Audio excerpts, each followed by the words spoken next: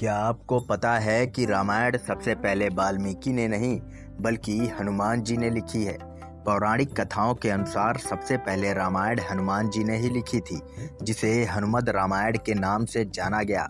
बात उस समय की है जब अपनी लीला समाप्त करके भगवान राम हनुमान को अमर होने का आशीर्वाद देकर पुनः बैकुंठ लौट जाते हैं। उसके बाद हनुमान जी हिमालय पर्वत पर जाकर तपस्या करने लगते हैं। उसी दौरान वह प्रतिदिन अपने नाखून से एक विशालकाय चट्टान पर रामायण लिखते थे। यह उनका रोजाना का नियम बन गया था। उसी समय महर्षि वाल्मीकि की रामायण की रचना भी पूर्ण हो चुकी थी और वह चाहते थे कि उनकी रामायण सबसे पहले भगवान शिव को निवेदित की जाए, जिसके लिए वो कैलाश की ओर बढ़ने लगे।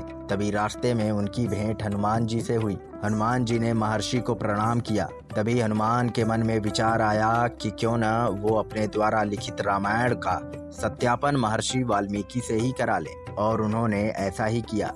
जब महर्षि ने उनके द्वारा रचित रामायण पढ़ी तो वो भाव विभोर हो गए और अपने अश्रु नहीं रोक पाए। वाल्मीकि जी बोले, हनुमान, तुमने अपनी कृति में प्रभु राम का संपूर्ण जीवन इस प्रकार उतारा है कि पढ़ने वाले को लगे कि वह प्रभु श्री राम के जीवन की समस्त लीलाएं अपने ही अंदर समाये हुए हैं। तभी वाल्मीकि जी के मन में विचार आया कि हनुमान द्वारा रचित रामायण के सामने उनके द्वारा रचित रामायण तो कुछ है ही नहीं।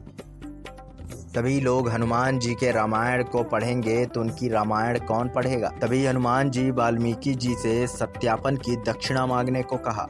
तो मौके का फायदा उठाते हुए वाल्मीकि जी बोले, हनुमान, मैं चाहता हूँ कि आप अपनी रामायण को समुद्र देव को अर्पित कर दें।